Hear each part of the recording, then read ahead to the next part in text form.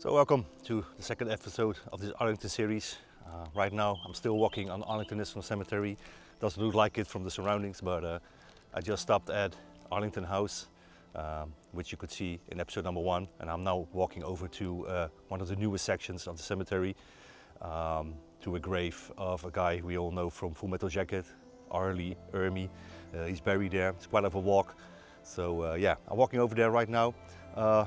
You're going to see his grave in a later episode, but today we're going to focus on guys you know from Band of Brothers, guys who served in Easy Company, and yeah, there are quite a few of them buried here at Arlington, and we're going to visit all of them. So the first grave that we're going to visit is the one of Albert Blithe.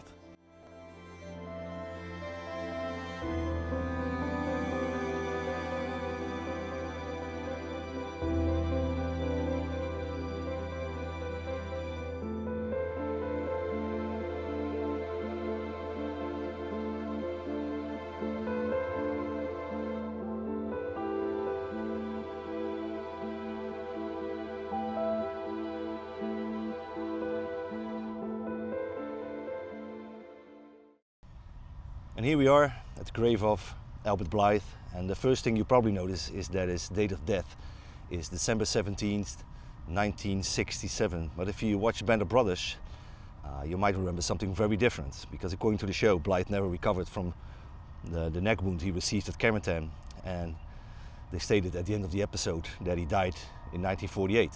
Well, this is obviously not the case.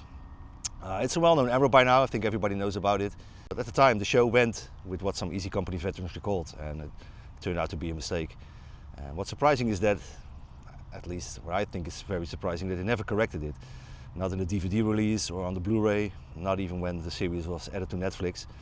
And for me, that's always a little bit troubling, because people who watch the show for the first time, maybe on Netflix, and they maybe don't know about the history of Easy Company and about Albert Blithe. They probably think that he died, but in reality, Albert Blithe had a long and very distinguished military career after World War II. Albert Blithe was at the Toccoa Original. He trained under Captain Sobel, and he jumped into Normandy on D-Day. And like many others, he got separated from his unit, but he managed to rejoin Easy Company before the Battle of Carentan, and that's where he was wounded. Not in the neck, as the show depicts, but it was in the upper shoulder, and he was evacuated, recovered, and sent home. He didn't return to combat during the rest of the war, and Blithe was discharged from the Army Hospital in October of 1945, and he then returned to civilian life, but not for long. He re-enlisted, and during the Korean War he served with the 187th Airborne Regimental Combat Team, and he earned a Bronze Star and a Silver Star there after jumping behind enemy lines and facing overwhelming Chinese forces. So yeah, he had a pretty distinguished career after World War II. And even after Korea, he worked in various army units, eventually reaching the rank of Master Sergeant, which you can see on his grave. And in 1967 he was stationed in Germany, and Blithe traveled to Bastogne to take part in the commemorations of the Battle of the Bulge. And shortly after returning back to Germany, he became ill. He was taken to the hospital, and sadly he passed away from complications related to a perforated ulcer. And he was just 44 years old. So yeah, like I said, he was awarded the Silver Star, 3 Bronze Stars, 3 Purple Hearts, and he's portrayed on the show by British actor Mark Warren. And yeah, this is his grave. So I hope people who haven't seen Band of Brothers, or maybe you have seen it and you didn't know about Albert Blithe, and you always assume that what they show at the end of the episode is true. Well, it isn't. He didn't die in 1948, he died in 1967. Second Easy Company member that we are visiting today is one that you also recognize from the show. We only see him in one episode, but yeah, he has a pretty important part in that episode. Talking about Henry Jones Jr. He's played on the show by Colin Hanks, the son of Tom Hanks, and I always thought that they nailed that casting like they did with many others on Band of Brothers. You know, he looks a lot like Henry Jones Jr. And I'm standing right now at his grave. Henry Jones was born in Buffalo, New York. His father also served. In fact, he was a World War I veteran who flew with the legendary Lafayette Escadrille, a French Air Force unit made up largely of American volunteer fighter pilots. So Henry Jones had some large shoes to fill, but yeah, he followed in those military footsteps, and he attended West Point, graduating on D-Day, June 6th, 1944. After graduation, he earned his jump wings and also the glider badge while assigned to a glider infantry regiment with the 13th Airborne Division. But the 13th had too many officers at the time, so Jones was reassigned, and he was assigned to the 101st Airborne, and of course specifically the 506th Parachute Infantry Regiment and Easy Company as a replacement platoon leader for 2nd Platoon. And in Band of Brothers on episode 8 we see Lieutenant Jones leading a night patrol across a river with the objective of capturing a German prisoner. The mission is successful, but tragically Eugene Jackson is killed during the operation. What really happened is a little bit different than we see on the show. Jones did take part in the mission, but he wasn't part of the main assault group that grabbed the prisoner who went into the house. He stayed on the far side of the river with a few men at the spot where they landed, and he helped to cover the retreat once the main group returned with the prisoner. So yeah, for that episode they changed it a bit, but they also changed a lot of personnel that was on that mission as well. Some of the real soldiers that were on that patrol, like guys like Mercier, Schulte and McCurry, they didn't make it on the show as characters, so they swapped it out with a few names. For example, Webster is shown on the patrol in the show, but he wasn't actually there in real life. The interpreter who did go on the patrol instead of Webster in real life was someone else entirely, but he never got represented on the show. And the guy I'm talking about is where we're going next, and that's the grave of Forrest Guth. And I wish he was included in the series because he's one of my favorites.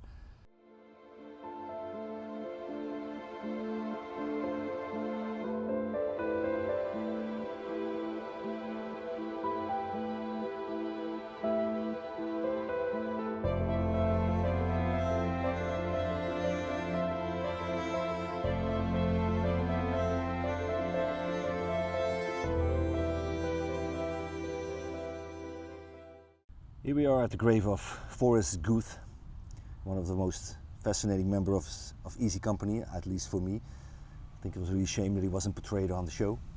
He was born and raised in Vogelsville, Pennsylvania, right in the heart of Pennsylvania Dutch country. And growing up, he spoke the local dialect fluently, which later proved incredibly helpful during the war. In 1941, he was working at Bethlehem Steel, helping produce armor plating for the Navy, and after the attack on Pearl Harbor, he was told that his job was critical to the war effort, and he was advised not to enlist. But he did so anyway, and he joined the army and volunteered for the paratroopers. Guth was assigned to Easy Company. He trained at Camp Tacoba under the strict eye of Captain Sobel, so he was a Tacoba original. He was there with two of his friends who also enlisted together, Carl Venstermaker and Roderick Stroll, so the three of them enlisted together. Venstermaker would later transfer to the Pathfinders, but Guth stayed with Easy Company. He jumped into Normandy on D-Day, again into the Netherlands during Operation Market Garden, where he was wounded and evacuated to England. And after recovering, he rejoined Easy Company in Moermelan just before the Battle of the Bulge. Guth fought through Bastogne, across Germany, and he was part of the patrol we talked about in Hagenau, a mission where his Pennsylvania Dutch came in handy, like I said, as the goal was to capture a German officer for intelligence, so he was used as a translator. And while in Hagenau, a lottery was held offering a trip home for one of the guys, and Guth's name was drawn and he returned to the US. And while he was home, the war came to an end, so he never returned to action. He was officially discharged in October of 1945, and after the war he went to college, became a teacher, married his wife Harriet in 1949, and together they had 2 children. Forrest Guth passed away on August 9th, 2009, 88 years old. Like I said in the beginning, you know, Forrest Guth is one of my favorite Easy Company soldiers, and the reason for that is that how resourceful he was during combat, and he was known for modifying his gear, adding extra pockets to his uniform, customizing weapons, and some of that equipment is still on display today. You can see it at the D-Day experience in Normandy, and there's also a great book about him. And it's pretty hard to find and pricey, but if you're into history of Easy Company, it's definitely worth to buy it. And I'll show that book on screen. It's by Michel Detrey, The Way We Were. So originally, Guth was supposed to be in Band of Brothers. There was a custom uniform made for him, for the character, with the added pockets and everything that I talk about. But in the end, the decision was made to leave him out of the show, and I think it's a real shame because he was a key figure in Easy Company's real life story, and he contributed a lot, both to the book and to the show. Next up is another Easy Company soldier that wasn't portrayed on the show. He's resting very close by to Forrest Guth. Forrest Guth is resting just a few rows over. And the name of the next guy up is Arthur Mauzerall. Like I said, not featured on the show. I wasn't able to find a whole lot about him, but yeah, we're going to talk about him anyway. And this is his grave, the grave of Arthur Mauzerall. He was also an original Toccoa man, part of the group that trained at Camp Toccoa. And he stayed with Easy Company all the way through the end of the war. Mauzerall was born in 1924 in Sanford, Maine. He enlisted during World War II when he was assigned to 1st Platoon of Headquarters Company. And he made the D-Day jump into Normandy, where he was wounded in action. And after recovering, he was transferred to Easy Company, 1st Platoon. And he went on to fight in Holland and do the brutal winter of Bastogne, and saw the war through in the Rhineland and Austria campaigns. And in 1945, after the war ended, he tragically lost a leg in a car accident while still in Germany. And he passed away in 1988. So even though we don't have a lot of personal stories about him, I wanted to include him in this video. You know, he was just as much a part of Easy Company as the man we all come to know so well. And it's always a bit sad when history fades like that, you know, that we don't know a whole lot about these guys, but remembering even these lesser known Easy Company guys is important, because they also did their part, of course.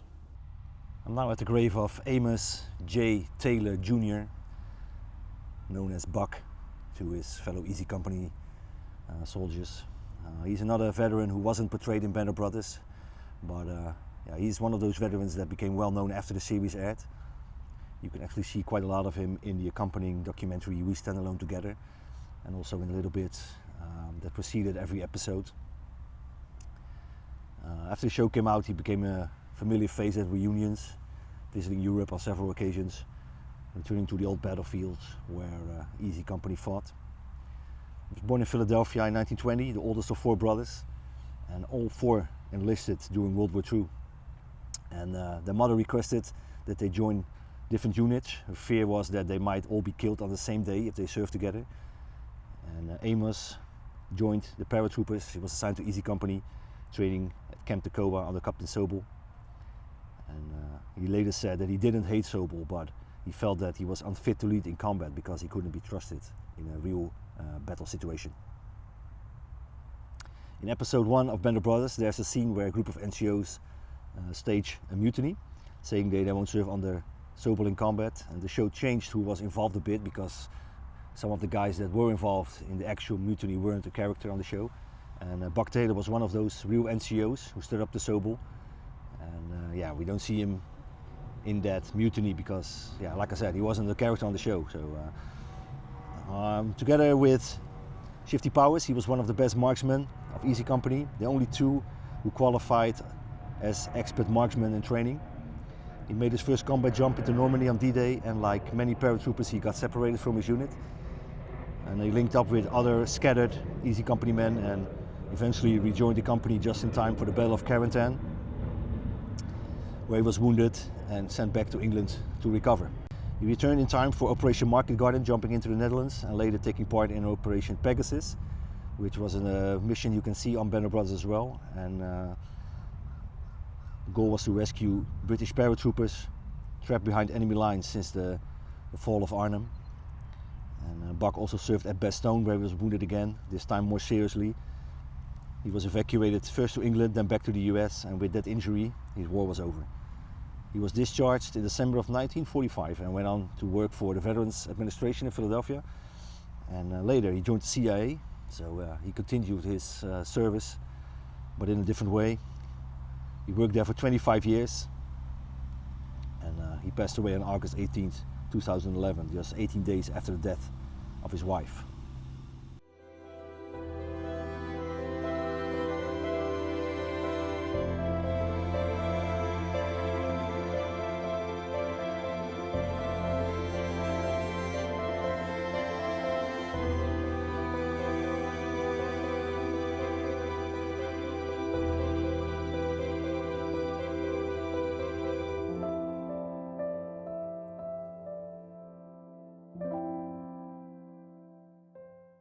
I'm now standing in a part of Arlington National Cemetery called the Columbarium. I hope I pronounced it right.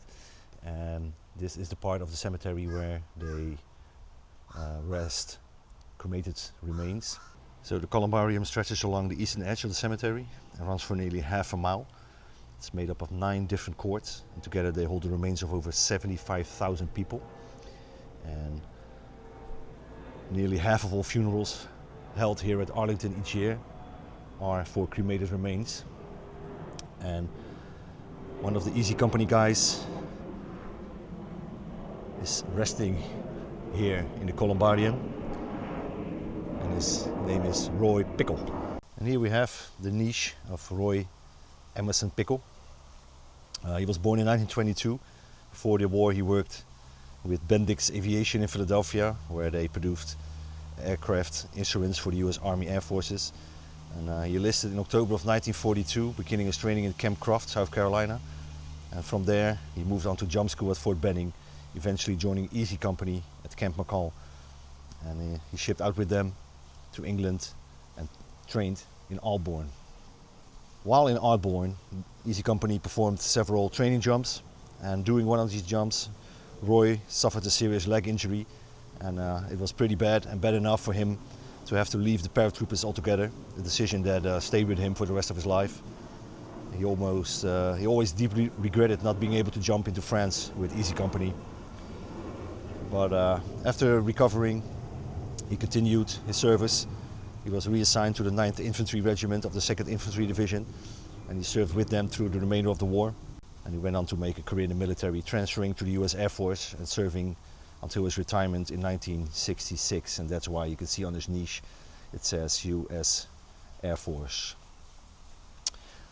Despite his transfer, Roy stayed very close with the men of Easy Company, and he attended their reunions and remained a part of the brotherhood. And Bill Garnier once told him, once an Easy member, always an Easy member. And Roy Pickel passed away on January 2nd, 2008 at the age of 85.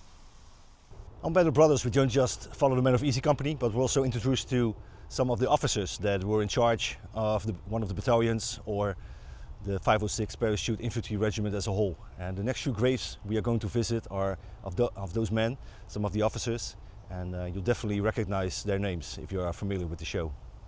First up is this grave, Robert Strayer. He was portrayed in the series by actor Phil McKee, and Strayer enlisted in the US Army all the way back in 1930, and by 1942 he had been appointed commander of 2nd Battalion of the 506th, which included Easy Company. In 1945 he was promoted to executive officer of the entire 506th, making him second in command under Colonel Sink, and Dick Winters later took over for him as 2nd Battalion commander. And we see Strayer in several key moments throughout Band of Brothers. He's the one who chews out Sobel after he cuts the fence and lets the cowards escape. And he's also present when Sobel is promoted to jump school, losing command of Easy Company in the process. And there are a few other scenes where we can see Strayer. And after the war, Strayer left the army and settled in Pennsylvania with his wife, working as an insurance salesman. And in 1978 they retired to St. Petersburg, Florida.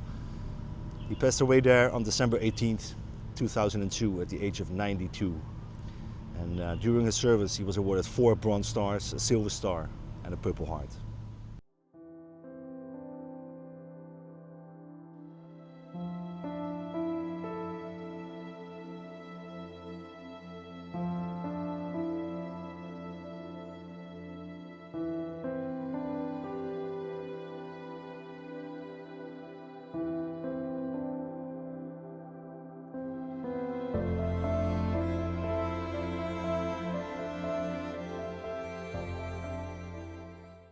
When I was at Colonel Strayer's grave, I already talked about this man who's up next.